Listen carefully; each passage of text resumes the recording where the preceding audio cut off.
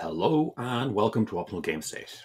Today is Sunday the 28th, and yesterday we had the previews for the Briar and Bone box go up, along with the pre-order links. I wasn't lucky enough to get a preview box, but I have spent yesterday crunching the numbers to understand what these two new warbands are like.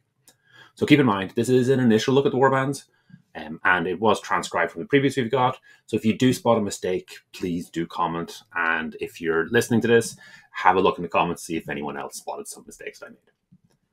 The box that we have includes a terrain piece called the Ravening Gnarloak and has a book which includes a special campaign arc and narrative info for these two warbands. The box also has a good chunk of battleplan cards, which appear to be designed around the Scales of Talaxis terrain set. Now, unfortunately, that currently is out of print, but if you do have it, it looks like it's a great companion piece for this particular box. In this video, though, we are going to focus on the Teratic Cohort and the Twistweald. First is the Teratic Cohort, which is an offshoot of the OCR Bone Reapers faction. Rather than just using necromancy and whatever was around, this faction uses bone as the raw material to craft the bodies. So in this box, we have one-eyed fighters, a centaur, some bone doggos, and some flyers. Now, these are not the skeletons of creatures that were just reanimated. These were actually built from scratch. As I understand it, these particular fighters are not in favor. They've committed some sort of dishonor or shame, hence the weird forms they have. These are used as scouts and outriders by the Aussie Orc. In the box, you will get one Cavalos Centauri as the leader. The two flyers are called Aviarch Harpies. The three Prouders are the doggos. And you get two Mortec Cycloptians, which can either have a glaive or a bident. There are just 5 profiles for this warband, so it is pretty tight. The Prowler does give the warband a nice cheap option, which is nice, relatively cheap. Although we can expect this to be a beast, along with the limitations that has. Most of the damage is average, so nothing immediately jumps out. The Centauri is relatively low on damage and wounds for the points, but we are expecting this to be a cavalry piece, so it'll be paying for speed. For raw points to damage efficiency, the Prowler and the Harpy seem to be the ones of most interest, which is nice, as these are the cheapest fighters. For abilities, there are 3 which can be used by anyone in the warband. The first is their reaction, Predatory Ravage, which happens after damage from an attack is assigned to your fighter. It gives the fighter who was attacked an attack, so your fighter gets an attack. Now, to use this, you have to spend an action to power that reaction, so it's not really a free attack. In addition, when you use it, you have an option to spend one of your saved wild dice. Now remember, wild dice are the ones that you carry over from turn to turn. So to have one spare, you'll have to decide not to use it during the hero phase. If you don't spend that wild dice, then the attack you get loses 1 dice from the attack of the action, and each hit and crit is reduced by 1. Alright, so when are you going to use this? Well, if you're taking damage and you're expecting another attack that might kill you, then, you might as well do it, with or without the wild die. Alternatively, if that second attack isn't going to kill you, but you think you can kill the attacker before they start the second attack, then it might be worth it. This can also be very effective with the Divine Blessing Spite, which will give you a free reaction each turn, or if you have levels of renown in a campaign where you're able to take the reaction without spending an action. The second ability is a double, and this one is pretty key to the warband. The Eyes of Catacross gives you more wild dice. That's pretty good. So we are going to be needing those to power the reaction, and then as we'll see, there are a few more abilities that also look for it. So this is a double. You roll dice equal to the value of the double. Every 5+ gets you a wild dice. So you can expect 1/3 of the dice rolled will get turned into wild dice. It's quite nice. It is sensibly once per turn, and I suspect you're best off using it later in a turn when you don't yet know, or when you realize that you don't need to use a double for anything else. That said, doing it early in a turn will help you power up your wild dice for other abilities. I think it's likely that on your first few turns, you're going to be using this to power up for a big later turn. But do remember that with wild dice, you can only upgrade a set of hero dice with 1 wild dice. So you can't turn a double into a quad. Still, even if you have extra wild dice, the reaction is there to use them. And yeah, as we'll see later, there are a few other abilities that can do it. The last general ability for this warband is the triple Unleashed Rage. It works for the next melee attack action only. And if you get at least one crit, then you're considered to have an extra crit. If you discard a wild dice, you instead get 2 extra crits. Once we get stuck into fighters, we'll see how this ability actually works. Now, the key thing is you do need to roll a 6 with it, so we will be looking for big dice pools. We also want that extra damage to count, so we want to see big crit values. Alright, so keep that in mind. Our leader is the Kavalos Centauri. Damage and wounds are about what you expect on a 170 point model, and the extra 65 points we're paying is essentially for that 7 move and that quite nice reach of 3 on melee attack. This definitely isn't the Varangard-like fighter we'd like, but the damage isn't too far behind. We just mentioned the Unleashed Rage, and if you look here, you can see it's got 5 dice on the attack. So that triple would do an extra 4 damage if we got a crit, or an extra 8 damage if we also spend that wild dice. It is a gamble, but it does have the potential to be quite spiky. So, there are times when you may wish to use it. This warband strangely does not have any abilities specific to heroes. So all these ones here are based on the elite keyword, which will be used by the 2 Cycloptean profiles that we'll see later. The first ability is the double Bestial Leaps. It's a bonus move action of just 3 inches, but you also get fly. Discarding a wild dice will make that 4 inches instead. Leaving aside the wild dice and the fly for a second, we're already using, commonly, everyone, the universal double rush to get an extra 2 inches when making a double move. So an extra inch, an extra inch. So this already is an improvement. You're getting 3 inches. On top of that, you don't have to make a move to get it. So you can use a Bestial Leap to get into combat and then still have your 2 attacks ready to go. The fly and the wild dice bonus are really just icing. This already is a really great ability. The second double is Netherite Strike, which adds 2 to the attacks of the next melee attack. Again, we can discard a wild dice. In this case, that will make crits happen on a 5+ rather than a 6+. Just like with Bestial Leaps, Netherite Strike is like the Universal Onslaught, but you get both dice on that first attack rather than spread out. So if you have a move and attack, then you can get full advantage from it. Discarding 2 wild dice is rough though, and it only upgrades your crits by about +2 damage. So I can't see this, it upgrades your 5s by +2 damage, at least on this fighter. So I can't really see this as being a big focus. But if you happen to have the extra wild dice and you're using a Netherite Strike anyway, it's more damage. So the extra 2 dice, so just using it normally, will bring the average damage against T4 from that 6.6 to 9.3. Adding in the change to the crit, so spending those 2 wild dice, will add an extra 2.3 damage on top of that. So that comes to a total of 11.6. So again, the wild dice is a nice option. You don't necessarily have to do it. It's not necessarily super efficient, but it is more and more can be good. The last elite ability is Savagery Unbound, which is a quad which gives a move to everyone in the same battle group. Or if you spend 2 wild dice, everyone in the warband gets it. There are no range limits on this, so you can get a lot of action efficiency out of it. We do have that double Eyes of Catacross to help get those wild dice, which should make getting quads easier. But at the same time, we do want to make use of those wild dice, so it's a bit of a bind. Turn 1 is when we would really like to use this ability. With 6 hero dice, it's certainly possible for us to roll a quad and a double, and then use that double for the Eyes ability to get 2 extra wild dice, and then use the quad to activate Savagery Unbound, and then everyone gets to move, which would be, pretty amazing. That said, getting that would be pretty lucky. So, it's not something you can necessarily rely on. This whole thing is something that I definitely like. The mechanic around using the wild dice and generating the wild dice gives you lots of options and decisions. And even if you don't have wild dice to power them, they do still look like solid abilities.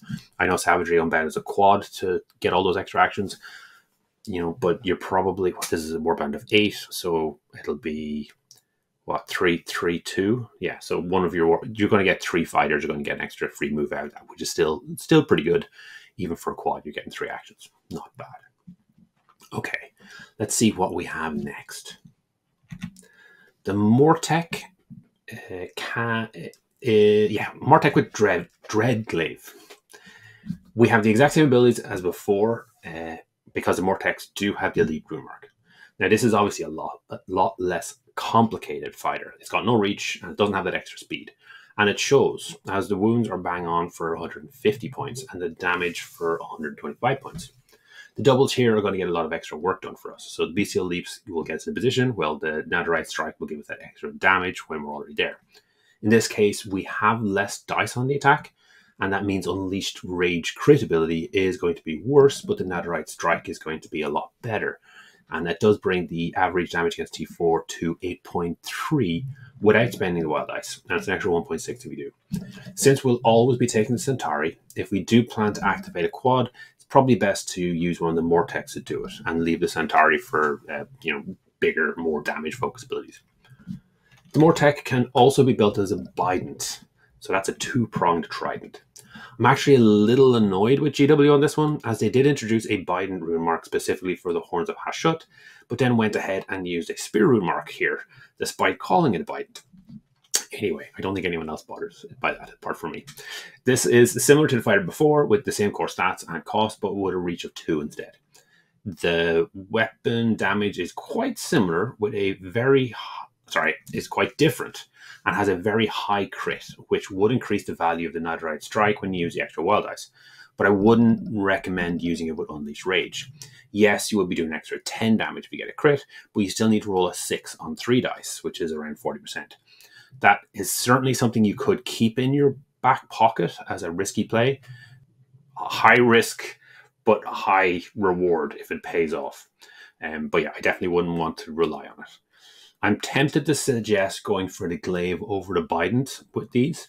I think having reach is nice, but the bestial leaps already gives us a good amount of maneuverability to get into the attack, and the 18 wounds should be chunky enough to take a hit or 2. With just 2 fighters left, we have the Teratic Prowler at 80 points, and the damage and wounds are about right for that points value. Now, this isn't a fast fighter like you would have expected with normal doggo, and we don't have access to bestial leap, which is a shame. This is probably where we end up using the Eyes of Catacross to generate more wild dice, as again, the triple for crits doesn't feel too reliable with only 3 attack dice. The special ability here is Artery Severing Strike, which can only be used after getting at least 1 point of damage on a target during the previous activation. Now, normally with abilities like this, you would attack once and hope you can use it for your second one. But this one, if either of those 2 attacks work, this will still be relevant. So from then on, anytime the fighter makes a reaction or action other than wait, you roll dice equal to the value of the ability and do 1 damage for each 2+. This is super good and super annoying. If you have a 666, so best case scenario, then the target is going to take an average of 5 damage each time they do anything. And since they have 2 actions, they're staring in the face of 10 damage in their turn unless they just do wait actions. When using this ability, you are going to need to find some way of marking the target and remembering what the value was. This is what really annoys me about it. Unfortunately, there are going to be cases where you just forget to trigger it, and it's not an optional trigger, so it should have happened. So yeah, cases like this can be problematic for judges and for events.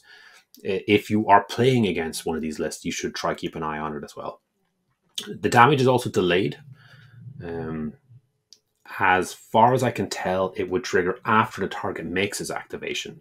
So if it takes 2 sets of damage for them to die, then they'll get all of their activations for the turn. That might need some clarification, but that is how I read it currently, because I think make an action would be at the end of doing the action rather than at the start. But we might need to get an FAQ on that.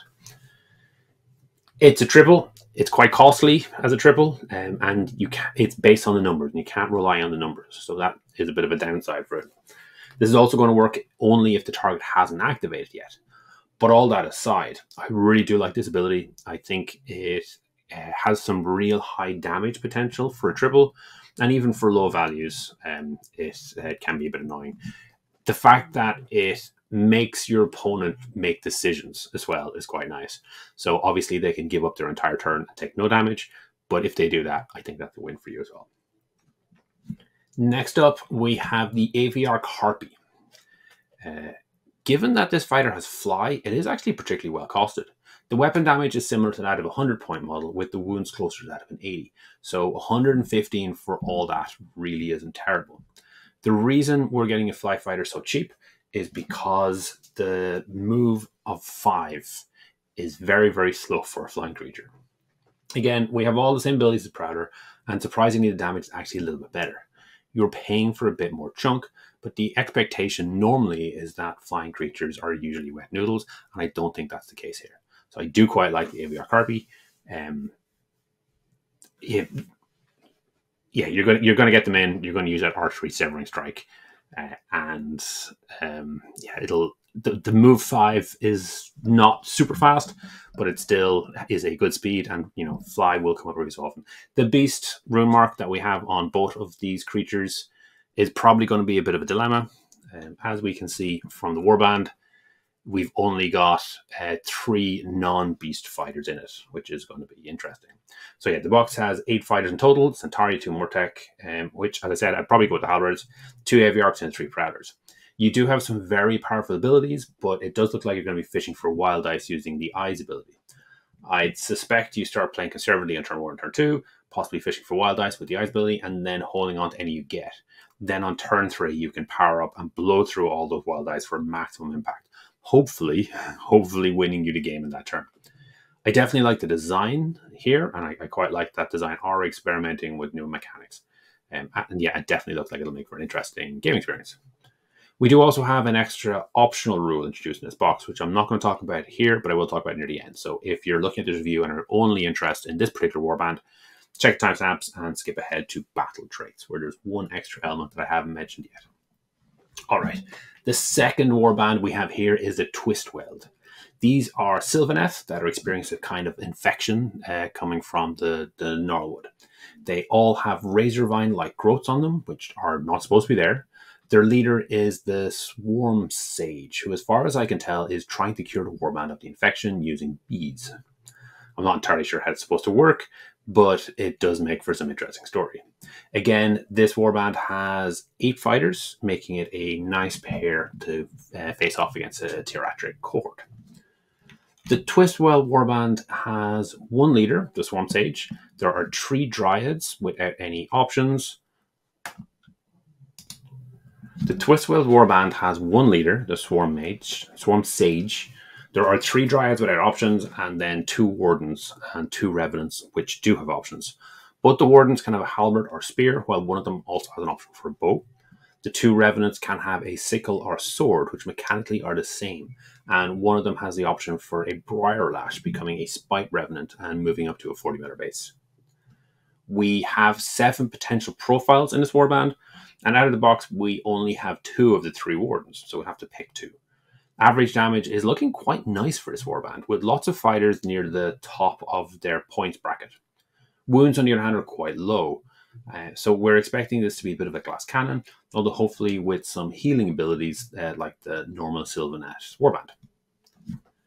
There are 3 abilities anyone in this warband can use. The first is Mycelial Ravaging, a reaction after being targeted by a melee action but before the roll is made. Every 5+ on the attack will now do 2 damage, back to the attacker. So it's a bit of a reversal of the usual counter reaction, as this time them hitting your fighter results in damage back rather than missing. It's also a little bit better damage, so rather than just 1s, 5s and 6s will do 2 damage each. On average, this will do 0.3 damage per dice the attacker rolls. Keep that in mind, because sometimes you'll end up doing more damage with this reaction than you would with normal attack. The first double is Eruption of Thorns. This is an AoE attack for everyone in 1 inch, so melee range. On a 4+, you do damage equal to half the ability. So if you have a double 6, you have a 50% chance of doing 3 damage. The net effect here is that on average, you're going to do a quarter of the dice value per target. That's not great. If you had a double 6 and were surrounded by 4 enemies, then that will be an average of 6 damage, which is nice, but it's a pretty niche scenario, and really you prefer to be nuking down one single target than spreading damage around. So I'm not really a fan of this. I have to admit, a lot of the AoE attacks are kind of similar to this and just don't really make sense because they're trying to make sure they're not overly good, and unfortunately the balancing doesn't quite work out. So yeah, not a fan of Eruption Thorns. The faction quad is Twist Song, which is a heal equal to the ability value and a bonus move or attack. Now, this isn't super exciting, but it is an option to rampage with its normal move of the ability and attack. In this case, if you're already in combat and you don't need to move, then you're going to get a small bit of healing instead as a bonus. So that's a plus. Unfortunately, quads are rare enough that you don't get to be picky about the value of them.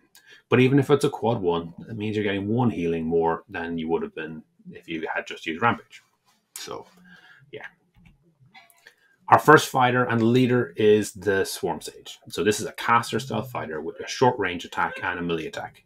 Wounds are about right for 190 points, while the damage is significantly lower with the melee damage around 150 points and the range damage around 100 points. So, yeah, but it is all ranged and reach damage, though. We have to keep that into account. So the range damage is 3 to 7 inches, with the melee up to 3 inches. So there's no blind spot. I generally like to remind myself that a ranged attack is much more likely to be a double attack than a normal melee attack. So if we consider that for average damage as an 8 in many circumstances, then this fighter starts to look a lot better. There are 3 abilities from rune marks for this fighter. 2 from the hero trait and 1 from the berserker trait. The first is a double Voracious Swarm. It's a straightforward damage attack. You roll dice equal to the value ability, and each 3+ will do 1 damage. A 3+ is 2/3 of the time, so you're on average going to do 2/3 of the value of the ability in straight damage. So double 3 will do 2 damage on average, and a double 6 will do 4 damage on average. It's not great, but it does have 12-inch range, so it can be a handy way to pick off fighters on low wounds.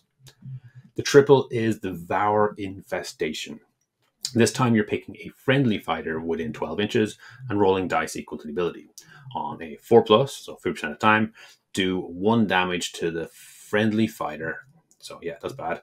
But for each damage you do, then that fighter gets +1 attack on melee until the end of the battle round. So a 666 is probably going to do 3 damage to them and give them 3 extra attacks, which will then double up if they're able to double attack, because they'll get it on both those actions. So, and then you can also stack this with other abilities, because they'll be able to, the target will then be able to use abilities themselves.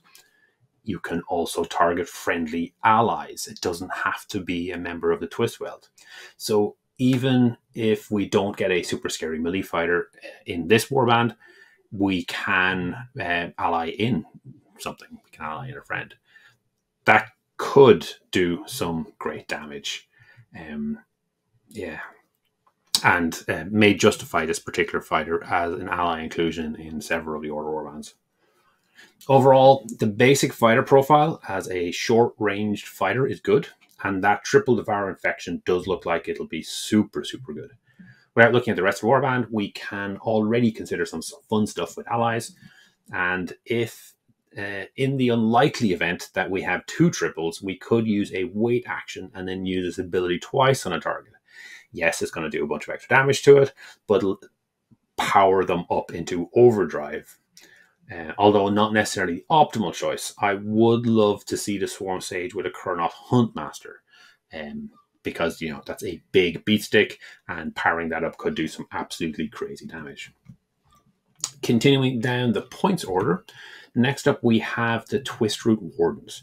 Now there are 3 options here: Halberd, Spear and Shield, or Bow. All are the same toughness and wounds. The Halberd has a reach of 2 and some decent damage, but costs 5 more than the other 2. Based on the numbers, this looks like a great fighter. Wounds are about right for 100 points, but the weapon damage is closer to 160. So even before you factor in the reach of 2, this is already doing some fantastic damage. So much so I had to double check the numbers just in case I transcribed it incorrectly, but this does look correct. Now, this is still a mid-range fighter, which isn't a great spot, but it still looks like some good numbers. Now, no rune marks, no extra abilities, nothing particularly fancy, but a solid amount of damage. I quite like it. The next version has the Spite Spear and Shield, so it's 5 points cheaper and has an extra point toughness. We still have reach, which is great, but the damage has dropped slightly to 5.3. Now that is still really, really good, but not as good. So in this case, the damage is about right for 130 points. So, really we're getting a well-rounded fighter and you're getting the toughness on top of that, I think. The Warden with Guardian Bow takes things in a different direction. The base stats are the same, but we now have range damage instead as the focus. The melee damage here is actually slightly worse than the range damage, so you are looking to use that range 15 wherever possible, and that is a massive amount of the board. Unfortunately, you're doing a relatively poor 2.6 average damage. Although, as I said before, for range, consider doubling it up, so it's 5.2, which, it isn't terrible. I think I would like this profile a lot more if you had more than one in the box. So even a pair of them should be able to lay down some decent fire on whatever target they want. One, though, is probably just going to ping away at distant targets and be unable to assist with the rest of the warband when they're stuck in melee. No rune marks, so yeah, you have what you have. I think maybe there could be some potential if you were to get multiple boxes. And one of the Underworld warbands does have a ranged fighter that does look quite similar to this, which you could probably sub in. So that might be an option there. The box has 3 Dryads. Now, these do not have any options. You kind of build them as you build them. But they do all have the Berserker rune mark, which gives them this ability, the double flesh-piercing talons. For 110 points, the health is a little low. We would have preferred it to be closer to 12. The damage, though, is a lot better than you expect, and that 5.3 average damage is closer to 130. So we're kind of seeing a common theme here, with wounds being a little bit low, maybe only kind of 2 off, but the damage being a lot more than you would have expected. Add to that these are 5 speed, and we are off to a really good start. So the ability is, flesh-piercing talons, and it lets you score crits on 5+. That's effectively an increase of 1.3 damage, so it's not massive. It is slightly better than an Onslaught on just 1 attack, but not if you have 2. Now, if the Swarm Sage has gifted you for some extra attacks, those calculations will change, but that's probably not a good idea to be using that ability on a fighter with just 10 wounds. Next up, we have the Revenant. The exact same cost as the Dryad, but 1 slower at move 4, has 2 more wounds, and does 1 more crit damage. That extra crit damage does actually help with the flesh-piercing talons ability, and it increases the ability's effectiveness slightly to an average of 2 damage. Strictly on the stat line, it's a fantastic fighter, and the damage is well above the curve, and that's what you kind of expect to see for a 150 points fighter. But, there's not really a lot going on with it. Lastly, we have the Spite Revenant with Briar Lash. Like the Swarm Sage, we have that reach of 3, but no range attack this time. With the Berserker and Destroyer abilities, we have access to both of these abilities. So we have the triple Torn Grasp. We've seen it before. It is independent of the profile. So, you just use it. It's pretty random, and I think it's likely to be between 2 to 6 damage. The Flesh... Have I mentioned this before? Berserking? I think it did. It was on... Yeah, she had it there. Okay, yeah, well, we have actually looked at it. So yes, rolling multiple dice. Yeah, so around 2 to 6 damage, I think. The flesh-piercing talons double isn't great for this profile because there's only a difference of 1 between a hit and a crit, so it's not really recommended. The profile itself is decent, though. You're getting 12 wounds for 110, that's fine. Average damage of 4.5 is pretty much bang on the points, but you are also getting reach 3 as a bonus. Yeah, I have to admit, I think it is an absolutely awesome looking model. It would definitely be one I would build out of this kit, but it isn't a particularly exciting profile. It's just, a fighter overall. I mean, the profile is solid. Yeah, it's a good fighter with reach, but yeah, I'm not too impressed by the abilities. Overall, I think I am a little bit disappointed with the Twistweald. The team around the Clearing Infection really only appears to be on one of the fighters on the Swarm Sage. Now, that is an absolutely fantastic ability, and I do think we'll probably see that fighter appear in competitive lists just because that one ability is so good, but maybe not necessarily a Twistweald. I think when you compare this warband to all that wild dice spending that we're seeing in Teratic Cohort, it is less exciting. Now, that said, the models are fantastic. The fighter profiles are solid. It's just, I think the abilities are maybe a little bit dull. I suspect the reaction, which is a variant of counter, is likely to be used a lot with this warband, as it has the potential to do a lot more damage, or just more damage than a normal attack, and that might be a little bit frustrating for opponents. So keep an eye on that. So it's 0.3 per attack. You can kind of do the maths. The Devour Infection triple, as I said, will be used often, but I think you're probably going to benefit from getting an ally that you can, really maximize the impact of it. All right, we are not quite done yet. In this box, we also get our first taste of a brand new optional rule called Battle Traits. This is similar in ways to Divine Blessings in that they're optional, but they do seem to be intended as something you'll use, and they do kind of fit an important role. In this case, Battle Traits are new rules or abilities that apply to your warband, but there is a bit of a twist to that. There are two kinds of battle traits, one for your Grand Alliance and one for each of the individual warbands. You only get one of them. The battle traits for the Grand Alliance are worse than the ones for the warbands. The trick here is you can only choose your warband one if all of your fighters are from the same warband. So no trolls, no allies, or no heroes from outside the warband. I will be going through this in another video.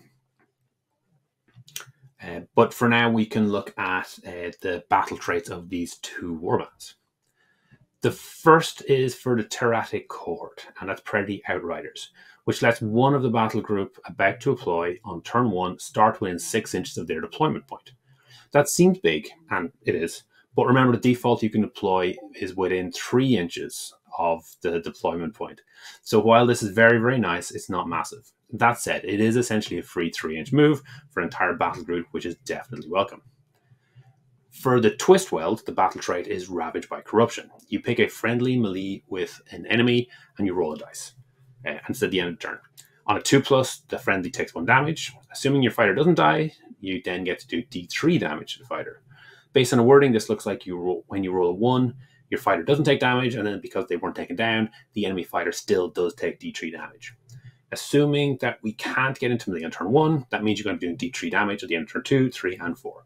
That might end up with some timing issues, especially with like objectives and victory points. So do remember that the player with the initiative chooses the order of things at the very end of the turn if that ever comes up. Extra damage here is great. I think the damage you're going to get at turn 2, end of turn 2 and end of turn 3 are going to be a lot more relevant. It's minor, but it is quite nice. And that is everything. Like with the other boxes, this has a campaign designed to be played around the 2 warbands. So if you pick this up, have some dice, get some dice, the online rules, and a board and scenery, then you've got a great gaming experience for 2 players. From this initial review of the profiles, though, I really wish there was a little bit more to Twistweald. It does seem like both warbands still are a relatively fair matchup. As I mentioned, I'd be tempted to pick out a Huntmaster from the Sylvaneth as an ally, partially because it would be effective, but more importantly because it looks awesome and would work really well with the warband. I don't have any recommendations for Teratic Cohort yet. According to War Tally, the allies of choice for death are the Wielder of the Blade, Briar Queen, and the Skurgan Exemplar. But I'd suggest playing around with the new Wild Dice mechanic for a while before trying to pick campaigning up. Thanks for making it all the way to the end. Hopefully you enjoyed this video. Each week, I put up a new video talking about one of Games Workshop's specialist games. The goal is always to try and make the best possible 2-player experience. If this is something you'd find interesting, please subscribe to the channel and comment to let me know what you'd like to see in future.